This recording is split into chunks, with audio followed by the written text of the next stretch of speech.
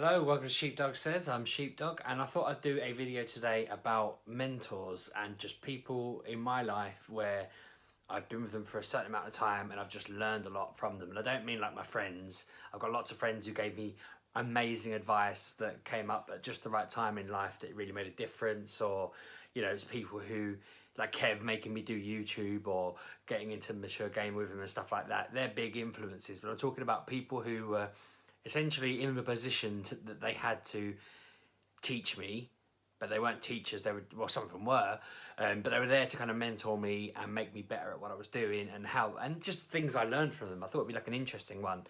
What triggered it was that I mentioned the other day, the guy that I taught when I was a teacher mentioned in passing in the office that I spoke to him about going to uni, and he remembers the conversation and the bits we went through and the fact he's gone to uni.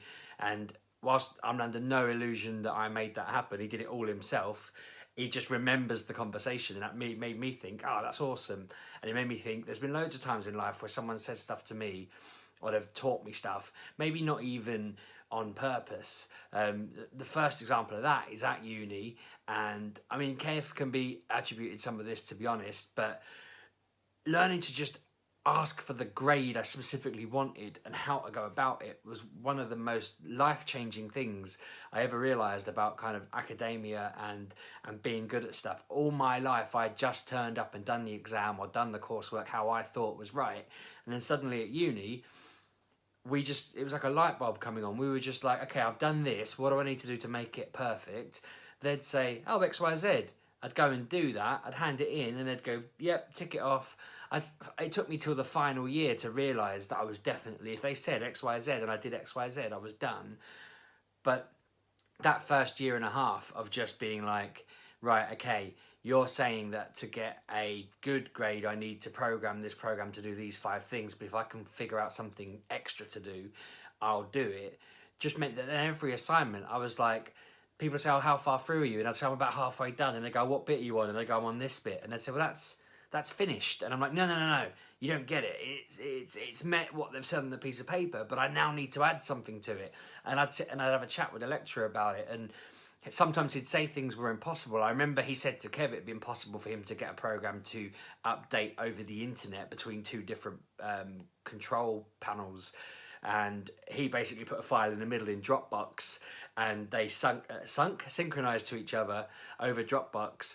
And he told me, Kev was like, quick, add this into your assignment. And when we handed it in, the lecturer had to give us an above and beyond grade because we'd figured out a problem he couldn't think of an answer to. He hadn't taught us how to do it. And there are other times though where we had to make what was it we had to make? It was like as part of a programming / web development, I think it was PHP or something like that we were learning. No, it was some sort of online plus, I can't remember what they're called now, Net++, something like that. Oh God, it shows it's worked well. It's been a good 10 years since I looked at this, but he told us to make a thing that sent emails basically. And I said, right, I've done the sent emails. Well, I want to make an inbox now so I can receive emails. And again, he was like, you just can't do it. It's not, you're not going to be able to figure it out. And I was like, don't tell me I can't. Tell me what grade I'll get if I do. And he was like, well, I'm going to have to give you like above 90 because I don't even know how you'd go about it. So I spent a whole weekend trying to get this working. And then when I delivered it to him, he was very impressed. It didn't just load an email as is, because what I discovered along the way was if you send an email from Hotmail to your own inbox, all the adverts and stuff that they attach onto it just get destroyed. But I was able to send an email that had loads of gibberish, and then somewhere in that gibberish you could pinpoint the content of my email, so I could show him that he could email whatever he wanted. Usually it was the word banana, and I'd find it in the code. So that really encouraged me then in everything from that point onwards to go, right, what can I do to go further? What can I do to get more out of it? I also learned a lot about just getting stuff in writing. I remember there was a whole thing around law and legals and stuff like that, which could have just been summed up with, if you get it in writing, you're good as gold, you can't be touched. They went through this whole massive rigmarole of what if you build a site for someone and they decide to use it as a terrorist website or a porn website or this, that and the other. And the whole time I was just there going, who cares? I've built the site, I've got my contract, I've told you what I'm building it for, I'm building you a site. What you use it for after that's none of my business. And that was essentially the long and short of the entire course. And I think getting that early on helped as well. we learned a lot about the fact that they probably didn't have the time or effort in them to mark massive assignments. We assumed they just weighed them. I didn't have the balls to put that to the test, but Kev actually put one in where he'd finished without completing a paragraph he was working on. He just stopped writing and handed it in, and he still got the best marks. So we're pretty certain they weren't reading them. It wasn't all uni though, but I say it wasn't all uni. The next person I wanted to talk about was still, he taught me to teach, but it wasn't his teaching lessons that really gave me like a bit more, I can't think of the right word, like I leveled up mentally at this point. I'd already been a bit of I was ringing people asking for stuff or emailing asking for stuff to give away on our podcasts and that sort of thing. But this guy who taught us to teach, he taught us just about how you just go to companies and ask and you will get. And if you just ask the right questions to the right people, you know, if I went into PC World and said to the guy behind the counter, can I have it, this, he'll say, well, no, you can't. Whereas if I went to the right person in head office and asked them, the chances are they'd think about it, if not say yes. And I'm not saying if I asked for a full-blown PC, I'm just saying if I asked them for, I don't know, a discount or some help with something, or I had a complaint, he just taught me that extra level you needed to go to. And it worked so well. He also taught us about, I mean, this was part of a teaching thing, and it's something I already kind of knew from old sayings, but about asking someone for like teaching a student or pushing a student to get an A, knowing that they'll probably fall to a C, is better than getting them to push for a C and then them falling to an E or a D. And he didn't just teach us that about teaching, he just taught us that about everything. Like if you set your demand there and someone goes, oh, well, I'm going to knock you back, it's so different. And it was just a kind of, again, these are things I'd learned in sales, but they were things that just, yeah, they were just like twisting that screw, turning on a light bulb in your head, you know, just getting things. He also did a thing about kind of the opposite of what uni had taught me about trying to go above and beyond. He taught us very much to only do what you needed to do to achieve what you needed to do. He had a big thing where we did our course and there was the IT teachers and the English teachers shared kind of a floor, I guess. And in English, you had to deliver 3 or 4 of these folders about this thick of paper that had been printed out and filled in, and all these forms and all these hoops you had to jump through and all this stuff you had to do. Whereas he had gone and sat the board meetings where they discussed what the criteria for entry was. He'd gone and sat the discussion about what was good enough to hand in and what the bar was for being an excellent teacher. He'd established that this is what perfect teachers look like, who are level 1. And he'd established this whole framework of these are the things you need to tick. But if you did it, first things first, we handed in a pen drive that was this big. He said to us it needed to have, I don't know what it was, a couple of gig on it in space. But when we actually put the files together, he'd given us a file structure and he'd said, put the file in every bit that I've given you in the file structure as it is. And it was like 1 file per folder pretty much. And his plan was he got someone to come in and just look through them. But we didn't have, if I'd have printed them out, it wouldn't have filled a folder this big, let alone 3 massive ones like that. Honestly, I saw English teachers coming in with sacks on their back and were like flinging it down on the table. And it's like just, they were getting like back pain from carrying all their work and they were being ran through the mill. And if they had like a full stop out of place, it was wrong. Whereas we handed this stuff in. Again, he got his mate to come and have a look through them. He knew full well he'd been sat on the board of whatever and gone through the paperwork. He knew what needed to be done, and he had a well-oiled machine. And it just made me think that guy knows the world inside out. And the thing was, that job wasn't even his bread and butter. He was writing stuff on the side. He had a business on the side. He consulted. Every lecturer I had other businesses on the go. That's part of the reason I do all these other things on the side of my job and my general life, is because every lecturer I met between uni and leaving, starting uni and leaving, seemed to be a lecturer by day and a consultant by night, and just flew off all over the place doing these like meetings with people. And what really piqued my interest was they went to a lot of lunch meetings where there were buffets and open bars, and they would just go in, meet a load of other engineers and stuff, eat as much free chicken as they could, and then they'd go off to carry on with the rest of their day. And it was just mind-blowing. They just had memberships out there just everywhere, and you just thought, wow, this is what it is. This is what it is to get your life just clicking just right. I'm thinking that's my 40s that I've got my aim in mind for. There, I need to get to a point. I've got 8 years, 7 years, get to the point where I'm just, that's my day to day, which I think is quite achievable, really, especially in the security industry where I work. Speaking of which, the one that really stands out, I'm so lucky, really, and it's a bit embarrassing if anyone I work with ever sees this, actually, but there's lots of good people at my job. My directors are awesome, but none of the other salespeople will have the luxury of what I had when I first started. Part of the reason I ended up in sales was because I was there just learning techie stuff, and this man came in. He was a relation of one of the directors, and he said, "You need a salesman. You need someone to do sales so that your company can grow." And they were like, "Yeah, we'll sort that out. We'll get someone in."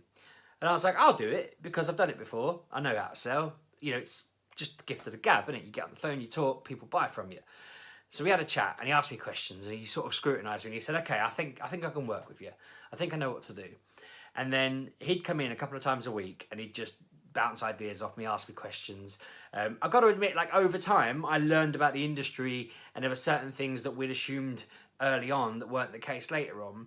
But he drummed stuff into me as he came in. He had all these certain sayings. He used to say, "Time kills all deals," which meant don't procrastinate on a deal, talk to your customers, get them to close. You know, if they say they're going to give you an order by Wednesday and it gets to Wednesday and they're not ordering, then you have to hound them until you get it in, because if you leave it a week, they're not going to buy it. And he was right every time. There's never been a customer who has said, "Okay, I can't give you the order today, I'll give it to you on Friday next week," who's done that. It's always dead if it doesn't get to like a couple of days. I say that, I've got one I've been chasing for nearly a year that they've just not done it, and they keep saying they're going to do it. I know it's never going to happen, but you can't just put the phone down and go, "Okay, see you later." But he's right, time kills all deals, and if you don't do a deal quick enough, it'll die. And it's a weird one, because they will get done if you're persistent and you talk to people, because it just stops the little things getting in the way or something derailing itself or whatever the problem is. But then it gets on to another thing where you would say, if you're not talking to your customers, somebody else will be. And his point was, if you're going months without speaking to them, in that time they've probably spoken to 3 or 4 other people like you who are trying to do the same thing as you do, because it's a very competitive industry. So if you're not just on the phone asking how to get on, not in a harassing way, like, "It's me again, I rang you an hour ago," you know, then someone else will be doing that. It's your job to talk to people and try and make them, you know, get on with you and just have that relationship. It's not like forced friendship or organised fun or anything. It's just more of a "I'm here if you need me" sort of thing. They all, you know, you let them set the barriers of it, but you have to commit to it. He had a great one where he said, "If you're in the room, be in the room," which sounds really silly, but actually, again, it's one that used to really hit other people I worked with that knew him. They'd be in the room, but they'd be doing other things. And he was like, "If you're in the room, get on the phones, make calls, do your work.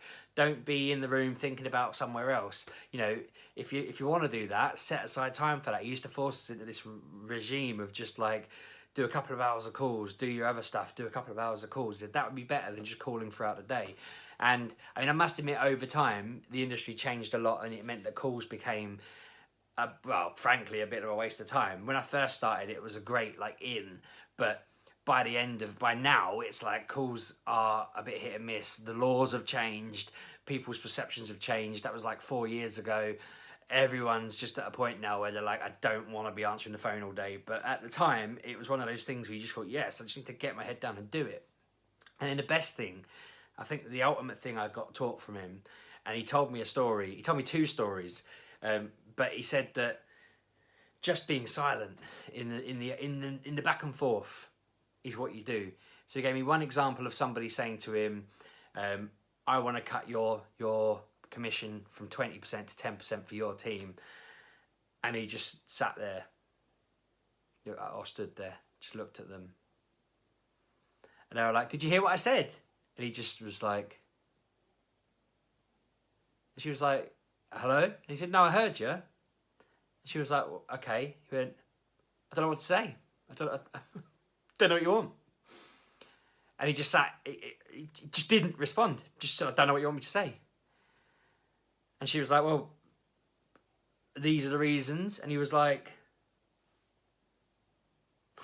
and so the story goes, he kind of then explained, but the silence had made this person so uncomfortable that when he just said to them, "Look, you want my people to work for half the money, even though they've delivered X, Y, and Z, that's outrageous. We'll work with someone else." And they were just like, "Oh, sorry, we'll change our minds and come back."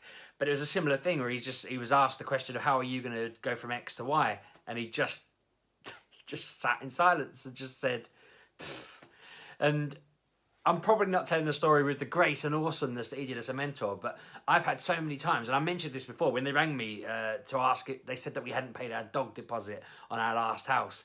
And they were just like, so would you like to pay the amount? And I just didn't respond. I was just like,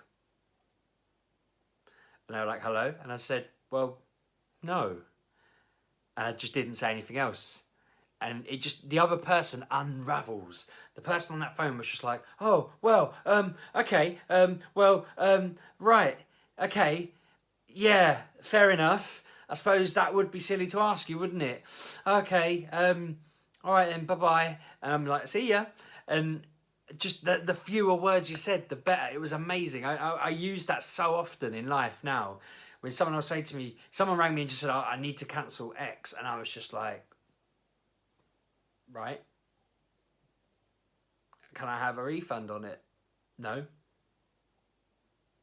Because I think the thing is that a lot of people do is goes like, oh no, you can't, oh please don't, oh what can I do, what can I do? And then they say, oh can I do this, can I do that? I mentioned before, and I know I've said this one, when I rang BT and I said that I didn't mean to make a call cost me £5, can I have the £5 credited? And they just went, absolutely not. And I was just thrown. I did not know what to say to that. And I had to just say, okay, and take it. I wish I'd known to just stay silent and go, well, I won't, can I cancel then? And I should have just done that. And I should do that. I did that. I mean, when I rang EE to get my contract sorted out, I was a bit, just fewest words possible in that call, and it worked. But yeah, I'm recognising this is going on a bit now, so I'm going to wrap it up. But if you've never had a proper mentor in a job, or mentors, or just people you can learn from, or if you've never really listened to people, because what I found is every colleague I had that worked with that guy, I guess it was a bit different because I was one-to-one. I was kind of locked in a room. I didn't have a chance to look around or do other stuff. I just had to listen. But everyone else was just kind of like, all right, Granddad, shut up. Leave me alone. I want to get on with my work. I know what I'm doing. And they never gave him the time of day to listen. And on my uni course, so many people didn't listen. I remember the lecturer saying to one of them one day, right, if you want to get a pass, this is what you need to do. And I put my hand up and said, hang on a minute. No one in this room should want to get a pass. Everyone in this room should be wanting to get a first. So just don't waste our time and tell us what to do to get a first. And some people were like, no, actually, I just want a pass. I'm only here for a pass. And I'm like, but that's insane. Because they just didn't realise. And I bet if they went now, a few years on, if they were like 5 years older, they'd think, oh, okay, maybe I'm wrong. But at the time, they were like, nah, I'm all right. And I'm thinking, that is insane. You're paying through the nose to be here. You know, on the other course, the teaching course, knowing that what to do to get it right. The English teachers were wasting so much time, effort and energy and stressing everybody out over nothing. There was no point in them doing that when this guy had a nailed out system that was perfect, and he'd gone through every potential scrutiny he could have had, and he made sure he was ironclad, and he made sure that life was as simple as it could be, because that's the way that IT works. And he knew how to push the bar and all those sorts of things, and that's what you need. That's how people should be running. So I recommend just listening, especially if you're at uni now, go and talk to your lecturers, they're experts. But it's just mad. I wish I had more. I mean, I do try and learn from my bosses. I love the fact I'm working at a new business, because I say new, we've been around for a while now, but I feel like I'm learning so much, because I think one day when they decide, you know, whenever to like sell up or whatever happens, I know I've learned so much that I won't. I'm not. I'm saying I could go and emulate their success in another field, but I feel like I know enough that I could do. You know what I mean? I've learned enough to work at it, and it's so important to feel like you've got this group of people you can just learn from and listen to and stuff like that. I feel very lucky that I've met. Now I work with, you know, my boss now and the directors now and all that are people I can work from. They're very intelligent people, but I do wish I'd realised younger. Although I guess the problem when you're at secondary school is teachers don't generally have that ability, because they've just gone college, uni, job as a teacher, and they've never experienced the outside world. It's really important to surround yourself with people that have seen the outside world. This is a 20-minute video, I've just realised, so I'm really sorry for how long this has been. I hope it's been useful. I've enjoyed talking about it because I feel like it's worth paying a bit of a respect to those people that have taught me growing up. Thanks very much for watching. Subscribe in the corner. I'm going to try and record a few videos tonight because my wife's out for a run, so if you notice in the next few that I'm wearing the same top, I've not worn it several days in a row. It's just because I'm doing them back to back. So thank you very much for watching. Make sure you subscribe and watch the rest. I'll see you tomorrow.